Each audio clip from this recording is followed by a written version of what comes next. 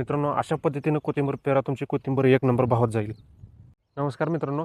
तर आज आपण कोथिंबीर पेरणी करत आहोत. तुम्हाला पाठीमागे सांगितलं होतं मी द्राक्षासाठी एक प्लॉट तयार करतोय.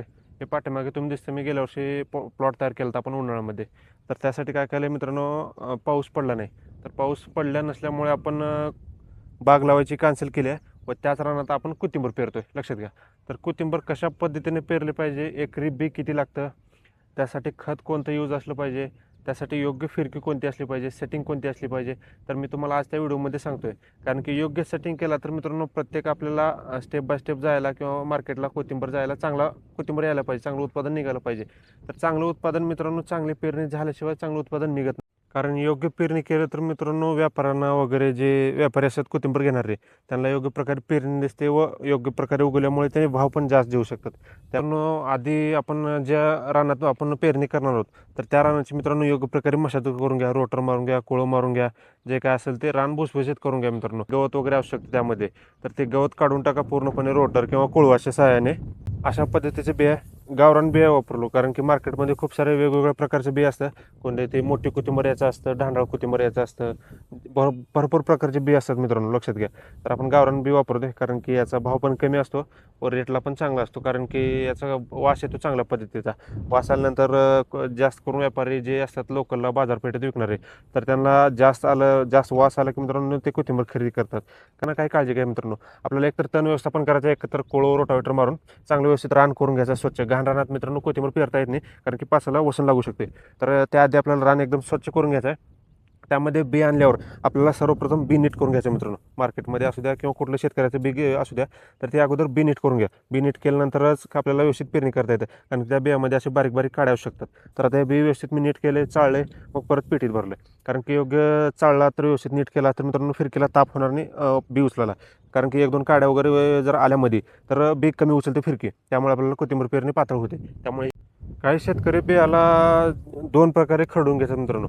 तर खरडून घेऊ पण शकता तुम्ही, नाही खरडेल तरी चालेल. कारण की खरडल्यामुळे त्यांना वाटतं की एक एक बियाचे दोन बी होऊ शकतात व दोन बियाणे वापरू शकतात. तर ते शक्य आहे मित्रांनो. ते केलं तरी काही अडचण नाही, आपल्याला कोथिंबीर दाट होऊ शकते. पण नाही केलं तरी काही अडचण नाही मित्रांनो. कारण की केलं तरच व्यवस्थित वापतं, केलं तरच आपल्याला उत्पादन चांगलं भेटतं, अशा पद्धतीचा गैरसमज असतो मित्रांनो. तर नाही केलं तरी चालतं, काय हरकत नाही. आणि सर्वप्रथम मित्रांनो, कोथिंबीरला खत कोणतं वापरायचं. खूप जणांना प्रश्न पडतो की मित्रांनो कोथिंबीरला खत कुठलं वापरायचं, वापरायचं की नाही, अशा पद्धतीचा गैरसमज असतो मित्रांनो. लक्षात घ्या. कोथिंबीर पेरणी करताना मित्रांनो खत पेरा. कारण की कोथिंबीर मित्रांनो 30 ते 40 दिवसाचं पीक असतं मित्रांनो. कारण की मार्केटला 40 ते 45 दिवसात जातं. तर लक्षात घ्या मित्रांनो, कोणाचं 35 दिवसालाही जातं. तर त्यासाठी व्यवस्थित आपल्याला खत नियोजन व्यवस्थित करायचं असतं मित्रांनो. कारण की ह्या 30 दिवसात जे लागू होत असतं तेच खत वापरायचं मित्रांनो. आपल्याला लक्षात घ्या. कमी दिवसामध्ये आपल्याला कोथिंबीरला लागू होणार, कमी दिवसामध्ये आपल्याला शेतामध्ये विरघळणार, अशा प्रकारचं खत म्हणजे मित्रांनो 24-24 खत वापरलं मी. तर मित्रांनो हे 24-24 खत काय करतं, लवकरात लवकर कोथिंबीरला लागू होतं. तुम्ही पाहू शकता बारीक युरियासारखं आहे. तर मित्रांनो 24-24 घटक आहे. यामध्ये 24% नत्र आहे आणि 24% स्फुरद आहे. तर हे काय करतं मित्रांनो, कोथिंबीर हिरवगार पालासाठी 24% नत्र काम करतं व चांगल्या वाढीसाठी पण आपल्याला स्फुरद 24% काम करतं. यामध्ये पालाच नाही या घटकामध्ये. तर 24-24 वापरण्याचं कारण म्हणजे हे लवकर कोथिंबीरला लागू होतं, आपल्या जमिनीमध्ये लवकर पाण्यामध्ये विरघळून जातं. त्यासाठी आपण 24-24 वापरतोय. तर राहिला प्रश्न आपला पेरणी यंत्राचा. तर जेव्हा ते चुकीची सेटिंग ठेवतात, चुकीची सेटिंग ठेवल्यामुळे एकतरी कोथिंबीर दाट होऊ शकते, एकतरी कोथिंबीर पातळ होऊ शकते. तर मित्रांनो योग्य प्रकार पेरणीचं म्हणजे जे आपल्याला एकरी बी पाडायचं असतं मित्रांनो, एकरी आपल्याला कोथिंबीरचं बी 8 पायल्या पाडायचं असतं मित्रांनो. लक्षात घ्या. आपल्याला माहीत नसतं 1 पायल्या, 2 पायल्या, 3 पायल्या असं जसं तुम्हाला माहिती असतं ना पाहिली. तर मित्रांनो 8 पायले एकरी बी पाडा आणि आपल्याला एकरी एक पोतं खत टाका मित्रांनो. जे काय असेल ते आपण तुम्ही 24-24 वापरा, 100% 24-24 वापरा मित्रांनो. कारण की दुसरं खाते व्यवस्थित नाही. 24-24 दिला तर त्याचा चांगला उपयोग होऊन जाईल मित्रांनो. मी कोथिंबीर बियाच्या पेरणीपासून त्या फवारणीपर्यंत, खुरपणापर्यंत जे काही खर्च होतो मित्रांनो, तुम्हाला मी पूर्णपणे व्हिडिओ करून दाखवणार आहे. कारण की कोथिंबीर सध्या पेरतो मी. बी विकत आणण्यापासून ते पेरणीपर्यंत, खुरपणापर्यंत, फवारणीपर्यंत व मार्केटला जाईपर्यंत पूर्णपणे व्हिडिओ करणार आहे. तर या कोथिंबीर सिरीजला तुम्हाला नक्की पाहायचं असेल, कारण की एकरी खर्च किती होतो व त्यामध्ये नफा किती उरतो आपल्याला पूर्ण डिटेलमध्ये सांगणार आहे मित्रांनो. कारण की आहे मित्रांनो 22 जुलैला पेरणी करतोय. तर मित्रांनो हा बरोबर आपल्याला 30 ऑगस्टला कोथिंबीर हार्वेस्टिंगला येऊ शकते. तर ह्या 30 ऑगस्टपर्यंत किती खर्च होईल आपल्याला त्याचा नफा किती होईल हे, कारण खूप सारे यूट्यूबर गैरसमज आहेत मित्रांनो. जून महिन्यात कोथिंबीर पेरा ₹1,00,000 उत्पन्न काढा, ऑगस्ट महिन्यात कोथिंबीर पेरा ₹2,00,000 उत्पन्न काढा. तर असे गैरसमज नका पळू मित्रांनो, कारण की कोथिंबीरचं कसं असतं, मार्केटवर डिपेंड असतं मित्रांनो. मार्केटला आवक कमी झाली की त्याचा भाव वाढत असतो व मार्केटला कोथिंबीर जास्त झाली की मित्रांनो भाव कोथिंबीरचा उतरत असतो. त्यामुळे सांगतोय कोथिंबीरचा भाव हा जून महिना किंवा जुलै महिना असं ठराविक पद्धतीने नसतो, ते मार्केटवर अवलंबून असतं. आज बाजारात कोथिंबीर कमी आली तर उद्या कोथिंबीरला भाव जास्त, उद्या कोथिंबीर बाजारात जास्त आली तर मित्रांनो परवा दिवशी कोथिंबीरला भाव कमी, अशा पद्धतीने कोथिंबीरचा रेट असू शकतो.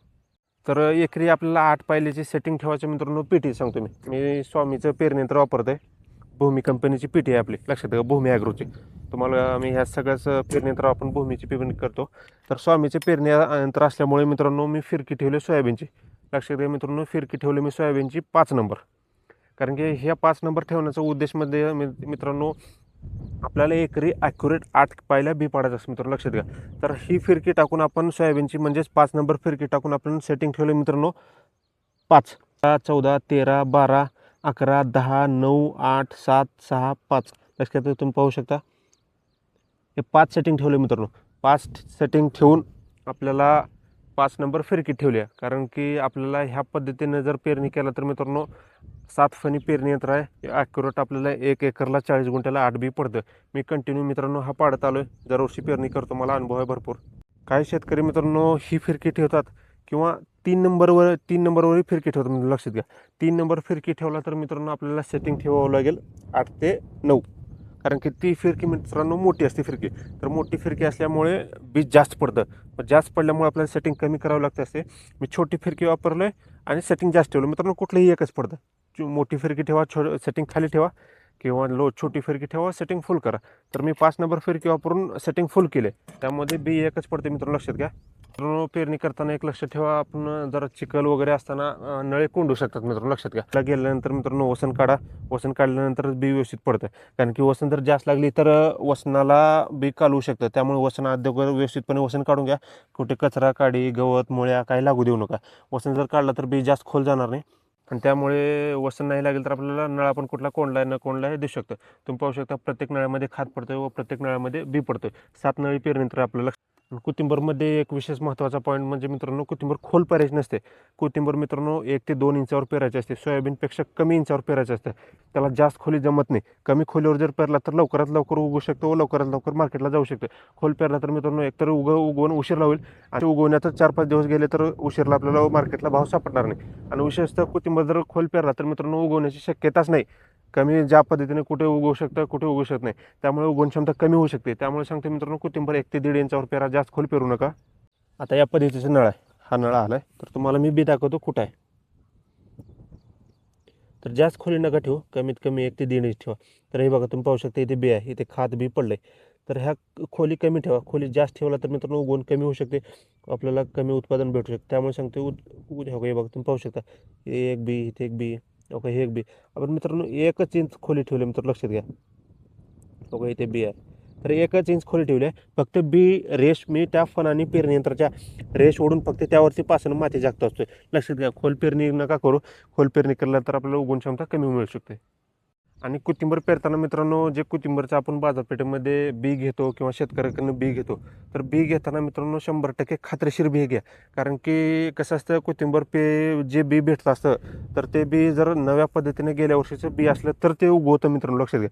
2 वर्षाचं जर बी वापरला तुम्ही, त्या गेल्या वर्षीचं किंवा त्याच्या पलीकडल्या वर्षीचं बी जर वापरला तर मित्रांनो उगवण क्षमता आपल्याला कमी भेटू शकते. कुठे कुठे उगवतं तर कुठे उगवतच नाही. त्यामुळे सांगतो मी खात्रीशीर बियाणे घ्या. पेरणी ज्या त्या शेतकऱ्याकडून बी घेतोय त्या शेतकऱ्याकडून व्यवस्थित जर त्यांनी उगवलं असेल तरच बी घ्या मित्रांनो.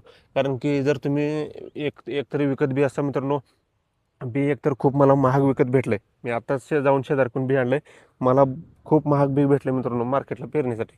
आणि मार्केटमध्ये तर मित्रांनो यापेक्षा जास्त महाग आहे. त्यामुळे सांगतो कोथिंबीरचं बी खूप महाग आहे. व्यवस्थित खात्रीशीर असलं, उगवण क्षमता चांगली असली तरच मी बी मित्रांनो बी घ्या. आणि व्यवस्थित वेळोवेळी पेरणी करताना मित्रांनो फणाची काळजी घ्या. फणाला जास्त माती लागू देऊ नका. जास्त माती लागलं तर मातीत जास्त वाढतं, पाठीमागे वसन जास्त वाढतं. त्यामुळे जुनं पेरणी तर आपण तुम्ही पाहतच असाल की आपण सोयाबीनवरही ह्याच पेरणी यंत्रावर सोयाबीन बाकीच्या पेरणी करतो. तर ह्याच पेरणी यंत्राला आपण कोथिंबीर पेरणी करतो, कन्वर्टमध्ये केले.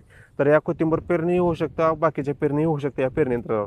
तर लक्षात घ्या मित्रांनो, 2 फणामधला 2 तासामधला अंतर 9 ते 10 इंच आहे.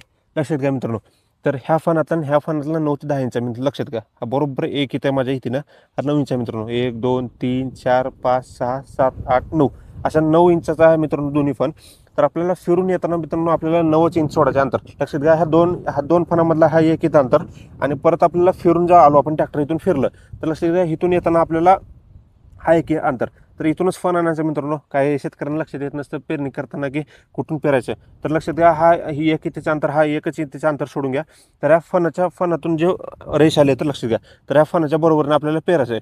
आता पेरणी करून येताना आपल्याला इथूनच टायर घ्यायचा आहे. तर मित्रांनो, आता पेरणी करताना टायर कुठून याचा हा सेपरेट व्हिडिओ बनवणार आहे मी, कारण की ते एक आला आहे. आता इथे एक फण आहे मित्रांनो, लक्षात घ्या. तर हा बी पडले, तुम्ही पाहू शकता बघा इथे बी पडले. तर ह्या बियापासून आपल्याला एक अंतर घ्यायचं आहे. लगे एक अंतर घेतलं आपण, तर इथे फण आला. तर ह्या फणावर मी बरोबर हे ठेवले मित्रांनो, लक्षात घ्या. तर ह्या फणावर बरोबर हो का इथे मी फण आला, आणि ह्या फणापासून एक आपल्याला टायर पलीकडे ठेवायचा आहे. लक्षात घ्या, एक टायर पलीकडे ठेवला, जिथून हा फास गेले आहे तर ह्या पासापासून एक पलीकडे ठेवा. त्यामुळे आपल्याला फण इथे येऊ शकतो आणि व फास इथे येऊ शकते. लक्षात घ्या, आपल्याला हा एक आणि हा एक, ह्या फणापासून 2 म्हणजेच आपल्या ह्या पासापासून एक ठेवायचं आहे. हा ट्रॅक्टरवर व पेरणी यंत्रावर अवलंबून असतं. कोणाचं ट्रॅक्टर मोठं असू शकतं व कोणाचं पेरणी यंत्र बारकं असू शकतं. त्यामुळे सांगते मी, हे माझं कुबोटा ट्रॅक्टर आहे. 4.5 फुटी ह्याची लेंथ आहे आणि 7 आणि पेरणी यंत्र आहे. त्याच्यानंतर उगवल्यानंतर आपल्याला खुरपण करावं लागतं, व्यवस्थित फवारणी करावं लागते. तर फवारणी करताना मी तुम्हाला व्हिडिओ करणारच आहे, कुठल्या पद्धतीचं टॉनिक वापरलं पाहिजे, कुठल्या पद्धतीचं बुरशीनाशक वापरलं पाहिजे मित्रांनो. कारण की बुरशी ही आबाळ आलेलं असते मित्रांनो, आणि कोथिंबीरवरती भयंकरपणे बुरशी येऊ शकते ह्या पावसाळ्यामध्ये. तर आपल्याला फक्त पावसाळ्यामध्ये एकतर बुरशी सांभाळायची असते. जर तुम्ही बुरशी सांभाळत तर आपल्याला मार्केटमध्ये पूर्ण चांगल्या क्वालिटीची कोथिंबीर येऊ शकते. तर तो, आणि तुम्ही पाहू शकता मित्रांनो, मी खोली किती ठेवली बियाची, कारण की 1 इंचाच्या आज जर तुम्ही पेरणी केला तर लवकरात लवकर उगवून होऊ शकते. खाताची पण सेटिंग मित्रांनो व्यवस्थित करा, कारण की फण 7 फणी असल्यामुळे मित्रांनो खात लवकर पार होऊ शकतो. याची काळजी घ्या मित्रांनो, लक्षात ठेवा. आता ते पेरणी यंत्रावर डिपेंड असतं मित्रांनो, किती पेरणी यंत्राला किती सेटिंग ठेवायची. तुम्हाला जर सेटिंग माहिती असेल तर चांगली गोष्ट आहे. तर कोणाला सेटिंग माहीत नसेल तर मला कमेंटमध्ये सांगा, मी त्या पेरणी यंत्राची तुम्हाला सेटिंग सांगतो. विशेषतः मित्रांनो, पेरणी करताना ही टॉपलिंग खूप महत्त्वाची असते. महत्त्वाची म्हणजे ही टॉपलिंगवर, ह्या टॉपलिंगवर मित्रांनो पूर्ण यंत्राची सेटिंग असते, ट्रॅक्टरची सेटिंग असते. पेरणी यंत्र असं मातीत ठेवा जो फक्त 1 इंच मातीत घुसेल. फण हा फण 1 इंच मातीत घुसल्यामुळे हा 1 इंचावरच बी पडतं. हा 1 इंचावर बी पडल्यावर फक्त आपल्याला पासाने माती झाकून घ्यायची, अशी सेटिंग करा.